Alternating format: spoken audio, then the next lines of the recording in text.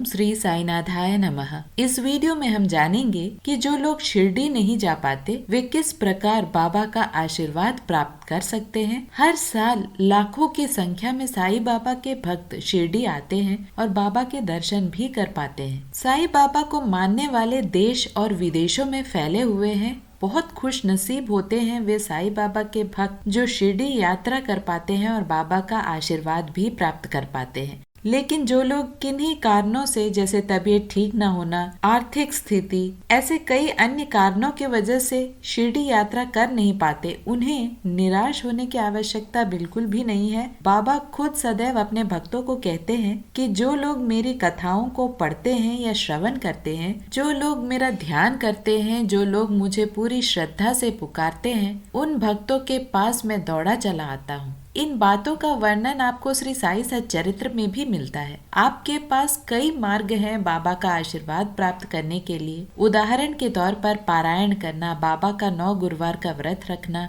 साई चालीसा का पाठ करना, साई नामावली का पाठ करना। उसी क्रम में आता है साई बाबा के 11 वचन का पाठ या श्रवण करना। सबसे आसान और जल्दी फल देने वाला ये मार्ग है जिससे बाबा का आशीर्वाद हमें बहुत ही आसानी से प्राप्त हो जाता है, और वो भी घर बैठे बैठे। कई भक्त इन 11 वचनों का पाठ रोज करते हैं, तो कुछ 7 दिनों के लिए, कुछ 11, तो कुछ हर गुरुवार को करते हैं। ये पूरी तरह से आप पर निर्भर करता है कि आप बाबा के सामने क्या संकल्प लेते हैं। इन वचनों को हमेशा स्नान करके, बाबा को नमन करके उसके बाद शुरू करना चाहिए। इन वचनों का पाठ कर हम बाबा के और पास आ पाते हैं, उनकी कही बातों को अपने जीवन में अमल कर पाते हैं और इस अथाह सागर रूपी जीवन के कठिनाइयों को भी पार कर पाते हैं। बाबा श्री साई सच्चरित्र में भी ये खुद कहते हैं कि इस भाव सागर से पार लगाने के लिए एक गुरु की आवश्यकता है, और हम साई भक्तों के लिए तो साई बाबा जैसे सरल सद्गुरु मिलना ही अपने आप में एक बहुत बड़ा आशीर्वाद है। तो चलिए जानते हैं क्या है वो 11 वचन और उनका अर्थ। सबसे पहला वचन है,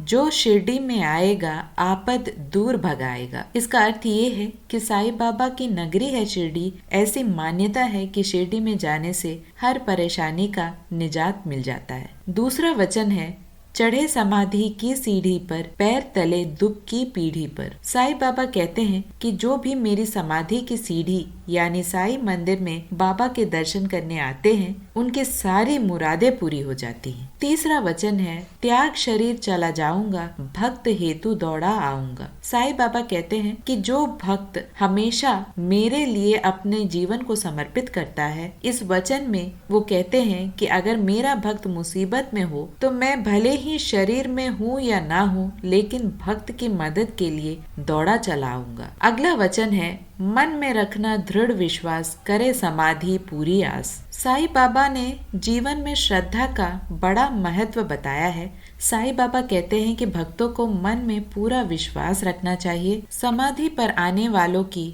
हर मुराद को साईं बाबा पूर्ण करते हैं। अगला वचन है, मुझे सदा जीवित ही जानो, अनुभव करो सत्य पहचानो। इस वचन में साईं बाबा कहते हैं कि मुझे हमेशा जीवित ही समझकर मुझ में पूरा विश्वास रखो। अगला वचन है, मेरी शरण आ खाली जाए, हो तो कोई मुझे बताए। साईं बाबा कहते हैं जो भी मेरी शरण में आते हैं उनकी मैं हर संभव सहायता करता हूँ और उनकी मनोकामना पूरी करता हूँ। अगला वचन है, जैसा भाव रहा जिस जन का, वैसा रूप हुआ मेरे मन का। साईं बाबा कहते हैं कि जिस इंसान का जैसा भाव होता है उसे मैं वैसा ही दिखता हूँ। अगला वचन है, भार तुम्हारा मुझ पर होगा, वचन न मेरा झूठा होगा। इस वचन से साईं बाबा कहते हैं कि अगर भक्त श्रद्धा भक्ति से मेरे पास आएंगे तो उनकी मदद मैं जरूर करूंगा। अगला वचन है, असहायता लो भरपूर, जो मांगा वो नहीं है दूर। जो भक्त श्रद्धा भाव से मुझसे मदद की उम्मीद करते हैं उनकी मनोकामना हमेशा पूरी होती है। अगला वचन है,